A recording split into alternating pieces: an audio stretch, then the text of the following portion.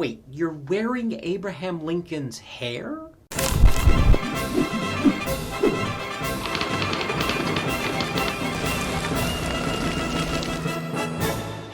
Hi there, I'm Peyton Dixon of Historic Experience, and welcome to What the History? The spare change under the car floor mats of history. If you are curious about the lesser known, the unusual, the general what the moments of American history, be sure to hit the like button, the subscribe button, the bell button, all so that you can let YouTube and me know you care.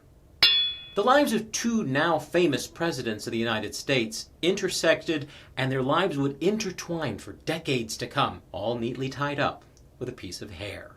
Okay, before this gets too gross or weird, what am I saying, we're already there. There was a time in America when it was considered respectful, fashionable even, to wear the hair of someone who had died in a brooch, or a ring, or other jewelry. Or you could weave the hair into a wreath, or some other wall-mounted decoration. This was really big in the middle of the 19th century, but even in the early 20th century, the practice was hanging on like a lone hair caught in the sweater of history. Oh, that's too far? Okay. So on April 15th, 1865, Abraham Lincoln has died. And in the midst of the grieving, the gnashing of teeth, the rending of garments, people were coming up to the attending doctors and saying, "Hey, when you get a chance, would you mind just getting a snip or two of Mr. Lincoln's hair? You know, just a little let off the top." And they would do it. Medical examiners, family members, people who were allowed near the body would just go up and cut off locks of Lincoln's hair. In fact, a lock of his hair was cut off around the bullet wound and given to a first cousin of Mary Todd. And that lock of hair sold in September of 2020 for $81,000. Here you go. So after Lincoln's post-mortem quaff, Lincoln lay in state for 3 days in Washington, D.C., then went on a long and winding route back to Springfield, Illinois for the funeral, including through New York City, past the house of one Cornelius Van Schack, or CVS. I'm not kidding, they called him that. Roosevelt, the grandfather of Theodore Roosevelt. And in this picture, as the funeral procession passes by, you can see up in the corner here, looking out from the second-story window, two little boys, Theodore and his brother Elliot. In fact, TR's childhood friend and later wife, Edith Caro Roosevelt, confirmed the boys were in the picture, saying she was also there at the time, but because she was crying during the funeral, the boys didn't like that so much, and they locked Edith in a back room. In his defense, Theodore was 6. I was not always the nicest kid at age 6. And that was Roosevelt's first connection with Lincoln. The next one would happen way later, at age 11. Not really that much later. Nevertheless, it was a dark and stormy night. As Theodore's sister Corinne recalls it, while they were waiting for Father to come home, they saw not only Father coming up to the house, but also a slight figure of a somewhat younger man. His umbrella had turned inside out in the crazy rainstorm, and the man was chasing the pinwheel umbrella around in circles, laughing the entire time. And then the two men came indoors, and that's when the young man became a bit quieter and shyer. Father Roosevelt introduced a young man who in the future, I believe, will make his name known well in the United States. This is Mr. John Hay, and I wish the children to shake hands with him. So it turns out that Theodore Roosevelt Sr. knew Hay from his time in Washington.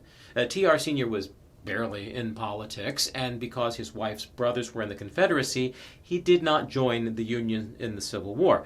But he was very heavily involved in getting Union soldiers to set up pensions for their families in case of, well, you know.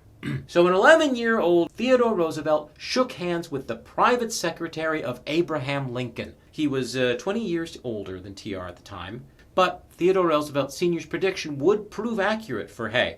John Hay went on to serve as America's Minister of Spain, of England, and also assistant editor-at-large to the New York Tribune. But that's not all. Because of a long, twisting series of stepping downs and walking aways, John Hay found himself as the Secretary of State for President William McKinley.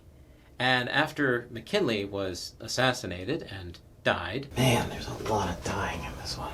The Vice President, one Theodore Roosevelt, was inaugurated as the next and youngest president. But in spite of their touching handshake moment over 3 decades ago, John Hay was not particularly fond of Roosevelt being president. Young cowboy in the White House, that sort of thing. And Hay politely offered his resignation to Roosevelt, but Roosevelt told him, "You must stay." By then, Hay was an elder statesman, and since TR was so young, it would be seen as good for the administration and for the country. Hay saw TR's point and agreed to stay on, also saying, "I can still go at any moment when he gets tired of me or when I collapse." Hay did not collapse, and TR did not tire of Hay, even though they frustrated each other from time to time. But Hay was a friend of Theodore's father.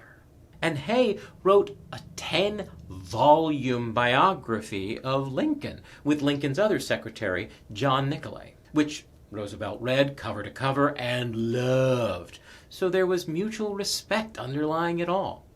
And when TR was reelected in 1904, John Hay had a little gift for the president. You remember? Can we go back?